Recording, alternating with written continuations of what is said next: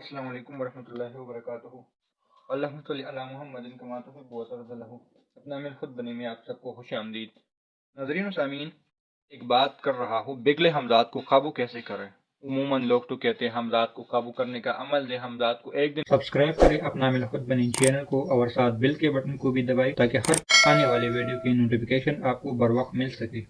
ان میں کیسے قابو کرتے ہیں، حمزات کے کیا کیا فوائد ہیں، حمزات کیا کام کر سکتے ہیں، لیکن میں تو اس کا برعکس چل رہا ہوں کہ بگلے حمزات کو کیسے قابو کریں۔ جی ہاں، یہ ایک ایسا موضوع ہے جس کو ختم کرنا۔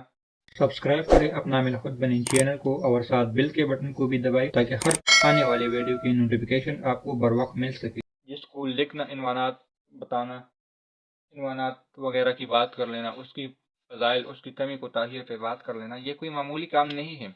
حمزات کی جب بات آتی ہے تو وہاں پر جنات بھی پیچھے ہٹ جاتے ہیں، جنات بھی پیچھے ہٹ جاتے ہیں۔ اس کی وجہ یہ ہے کیونکہ حمزات جنات سے طاقتور ہیں۔ اب جنات حمزات سے طاقتور ہیں، یہ ایک علیحدہ موضوع بن جائے گی۔ حمزات جنات سے کیوں طاقتور ہے، یعنی حمزات جنات، پہلے حمزات کی بات کر لو، حمزات بگڑنے کی بات نہیں۔ اب حمزات اور جنات کیسے طاقتور، یہاں پہ بات آتی ہے حمزات جنات سے کیسے طاقتور ہے۔ اس کی میں پہلی بات ایسی کر لوں کہ جنات کے کئی اقسام ہوتے ہیں، یعنی اچھے جنات، برے جنات، اور چھوٹے جنات، بڑے جنات، عاملین جنات، شریف جنات، مختلف اقسام ہوتے ہیں۔ لہٰذا کوئی عامل یعنی کوئی بندہ جو انسانوں کی دنیا میں رہتا ہو اور وہ ایک ایسا مقام پہ پہنچ جاتا ہے، مثال کے طور پہ رجال الغیب، مثال کے طور پہ ولی اللہ، مثال کے طور پہ بڑا عامل، ان کا جو حمزات ہوتا ہے، اس انسان کے ساتھ جو ہوتا ہے، حمزات سے مراد اپنی اندر کا جسم، وہ اس جن پہ طاقتور آ جاتا ہے۔ اس جن پہ باری کیسے آ جاتا ہے، جس طرح ایک عام بندہ، ایک عامل جنات کو پکڑ لیتے ہیں۔ یہ آپ بھی جانتے ہیں، میں بھی جانتا ہوں، عام بندہ نہیں یعنی عامل ہو، وہ جنات کو بآسانی پکڑ لیتا ہے۔ اس لیے حمزات پہ جنات طاقتور آ جاتے ہیں، اس جنات پہ جن کا زیادہ وجود نہیں ہوتا، یعنی جس میں مختلف اقسام ہوتے ہیں۔ پھر ان میں ایک اور چیز، جنات حمزات پہ کیسے طاقتور ہوتے ہیں، جنات حمزات پہ کیسے طاقتور ہوتے ہیں، اس کا پھر یہ ہے کہ جنات میں وجود والے جنات ہوتے ہیں، جس کا اپنا وجود ہوتا ہے، اور وہ اس انسان، جس طرح ہم کہتے ہیں پلا آدمی کو جن چپک گیا، وہ جن چپک گیا تو انسان کو نہیں چپکتا، ان کی روح اور حمزات کو چپک جاتا ہے، ان کے اوپر، اس کے اوپر حملہ کر لیتے ہیں۔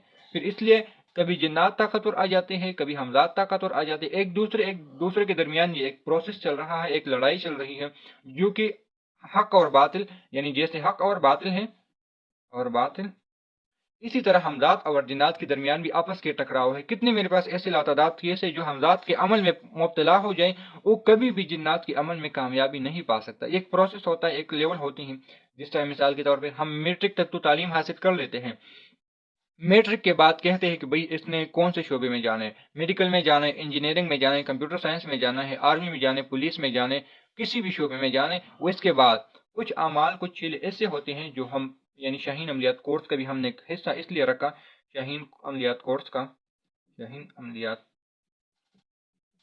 کورس کا، کہ اس میں حمزات اور جنات آپس میں ملتے رہے، ٹکراتے رہے، بات کرتے رہے، لیکن ایک میٹرک کے بعد اس کو ہر چیز کھل جائے کہ بھئی اب آپ کا یہ راستہ ہے، یہ راستہ ہے۔ کچھ لوگ میرے پاس ایسی بھی ہیں جو حمزات ان جنات پہ طاقتور ہوتے ہیں، اور کچھ ایسے ہیں جو جنات حمزات پہ طاقتور ہوتے ہیں۔ اس لیے ان دونوں کے درمیان لڑائی چلتی رہتی ہے۔ اگر کسی نے یہ بات آج تک آپ کو کی تو محسن، اگر نہیں کی تو ان دونوں میں یہی فرق ہے۔ اس لیے بعض عاملین حمزات کا علاج کرتے ہیں تو بعض عاملین جنات کا کرتے ہیں۔ بعض عاملین حمزات کا علاج اس لیے نہیں کرتے کہ بھئی ہمارے جنات، ہمارا حمزات، ان چیزوں میں فرق ہے۔ جنات کو ہم کنٹرول کر سکتے ہیں، حمزات کو نہیں۔ مثال کے طور پر ایک بندہ ہے، وہ حمزات کا ہر طرح علاج کر سکتے ہیں، لیکن اگر جنات ان پہ تھوڑی بھی حملہ کر لیں تو پھر وہ بے بس ہو جاتے ہیں، بے بس ہو جاتا ہے۔ اور یہی کچھ عملیات کا اصول بھی ہے۔